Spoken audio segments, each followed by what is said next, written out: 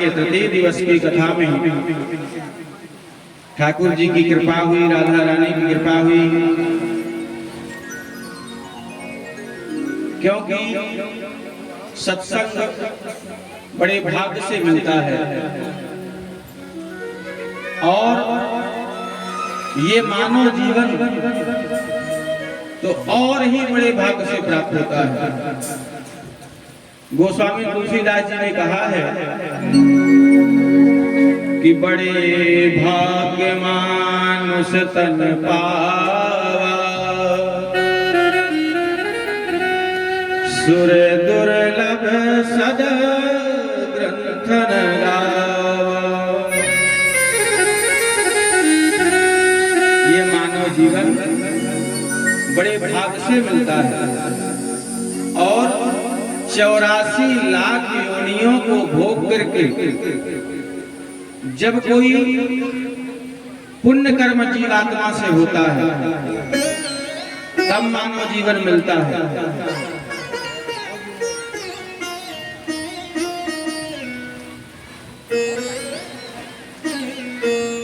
और भगवान की कथा, भगवान का सत्संग कब मिलता है?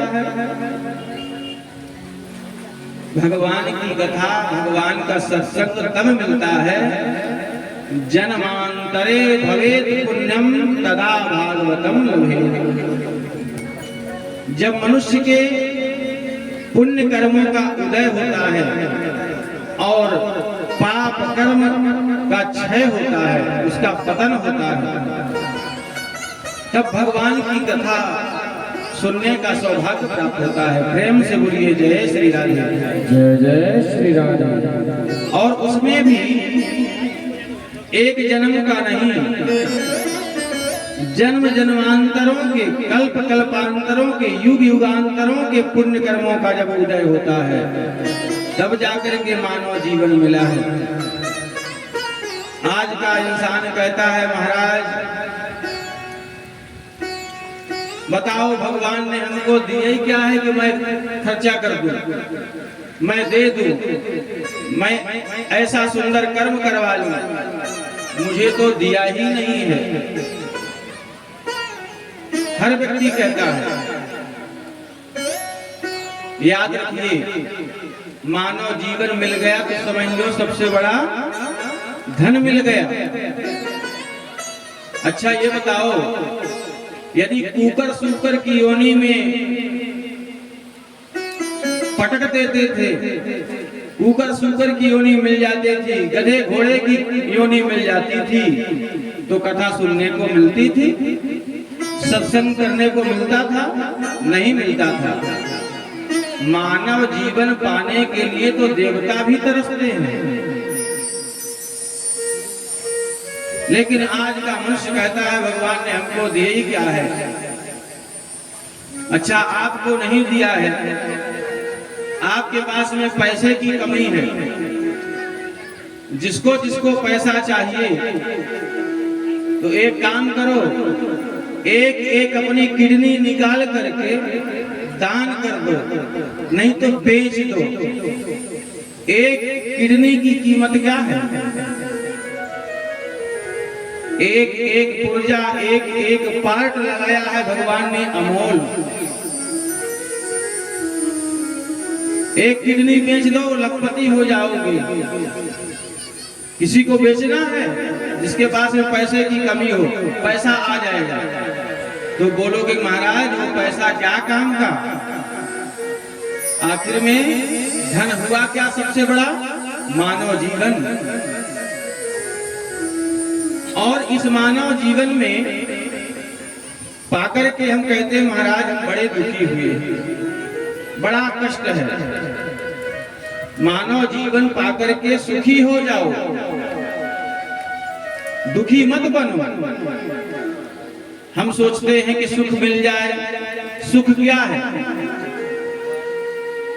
धन। यदि धन सुख होता तो संसार में आज दुखी क्यों होते लोग? जिनके पास में करोड़ों भरा पड़ा है फिर भी दुखी है।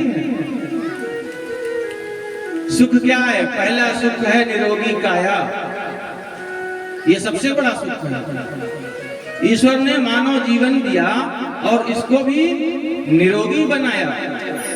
धन नहीं भी दिया है तो मेहनत कर लेंगे, मजदूरी कर लेंगे और अपना और अपने परिवार का गुजर बसर कर लेंगे। मानव जीवन परमात्मा ने दिया। प्रेम से बोलिए जय श्री राधे। जय जय श्री राधे। मानव जीवन परमात्मा ने दिया। यदि इसमें बीमारी दे देता, थोड़ा इको कम करो, यदि इसमें बीमारी दे देता तो ये धन को क्या करते?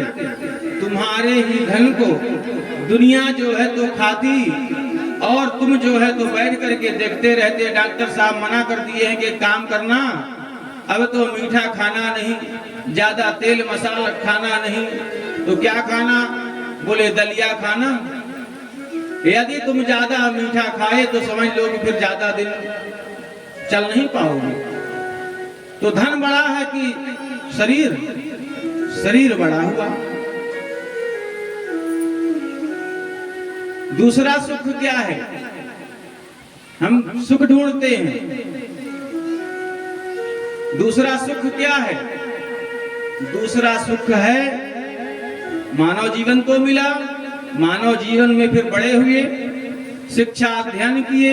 शिक्षा अध्ययन करने के बाद में फिर हमारा विवाह हुआ। तो जब विवाह हुआ तो पत्नी आज्ञाकारिणी मिलना चाहिए, नहीं तो पता चला कि कर्कशा नारी मिल गई तो धन तो बहुत है, आपका नाम भी बहुत है। आपने कहा महाराज जी चलो जरा हमारे घर में भी जलपान कर लो। अब आप 4 लोगों को लेकर के गए तो वहां देवी जी जो है तो बर्तन पटकने लगी। निकम्मा निठल्ला कुछ काम तो करता नहीं, ऊपर से साधु महात्माओं को और लाता है। इनको कौन चाय पिलाए, कौन पानी पिलाए।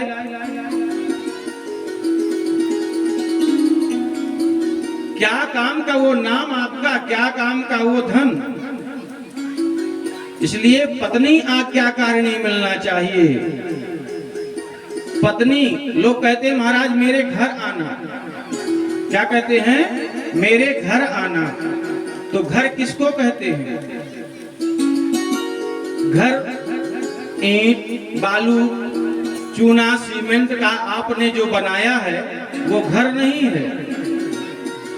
यदि वो घर होता तो हम आपके घर गए तो वही घर चल के आता था, बोलता था महाराज जी आओ। वही घर चल के आता था, पानी पिलाता था, वही घर भोजन कराता था। लेकिन वो घर तो खड़ा है।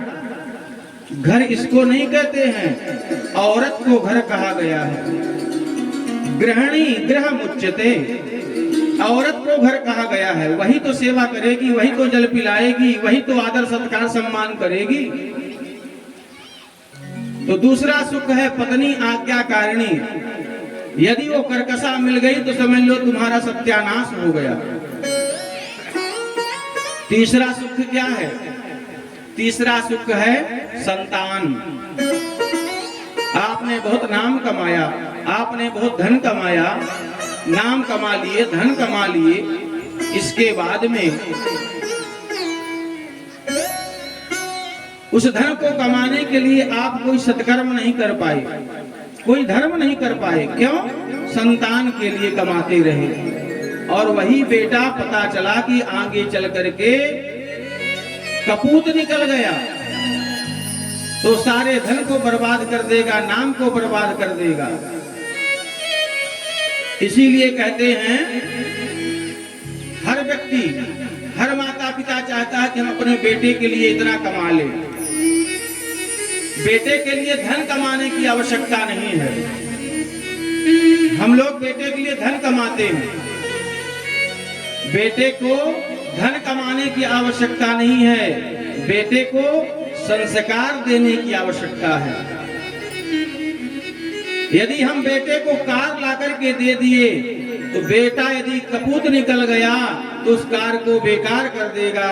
यदि बेटा संस्कारी हो गया तो उसको कार कमाने में कोई देर नहीं लगेगी। इसीलिए कहते हैं पूत सपूत तका धन संचय, अपूत कपूत तका धन संचय। ये है सुख। बेटा अच्छा निकल जाए, और चौथा सुख है धन। ये तीन चीजें जब अच्छी है, शरीर अच्छा है, पत्नी अच्छी है, बेटा अच्छा है, तो ईश्वर ने धन दिया, तो हम उस धन को सही उपयोग में लाएंगे, धर्म करेंगे, सत्कर्म करेंगे, परोपकार करेंगे, परिहित करेंगे, अच्छे अच्छे सुंदर कर्म करेंगे।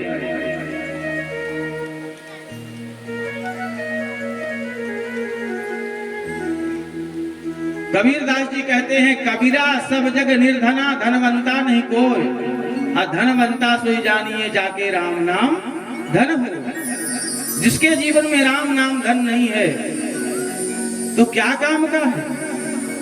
इसलिए मनुष्य के जीवन में राम नाम का धन होना चाहिए। प्रेम से बोलिए जय श्री राधे। जय जय श्री राधे। अब राम नाम का धन तो हुआ, लेकिन एक सबसे बड़ा और धन है। वो धन क्या है? विद्या का धन। आपने यदि मानव जीवन पाकर के विद्या अध्ययन किया है, विद्या आपने प्राप्त किया है, तो समझ लेना कि ये सबसे बड़ा धन आपको मिला है। विद्या सर्वधनम प्रधानम, न चौर्यहारम न राज्यहारम न भ्रातभज्यम न भारकारी, व्रते कृते नित्य विद्याधरम सर्वधनम प्रधानम। हमारे पास में धन आ गया तो पता चला कि एक दिन चोर चुरा के लेके जा सकते हैं उसको, कंगाल हो सकते हैं, गरीब हो सकते हैं। यदि धन है तो उसमें भाई बंटवारा करवा लेगा, पत्नी बंटवारा करवा लेगी, बेटी बंटवारा करवा लेगी। लेकिन यदि विद्या है तो ना उसको चोर चुरा सकता है, न भाई उसमें बंटवारा करवा सकता है, न राज्यहारम न भ्रातभज्यम न भारकारी, न पत्नी भी नहीं बटा सकती है। व्रते कृते नित्य विद्याधनम सर्वधनम प्रधानम। विद्या सभी धनों में सबसे बड़ा धन है। प्रेम से बोलिए जय श्री राधे। जय जय श्री राधे। तो कल की कथा में आप लोगों ने श्रवण किया था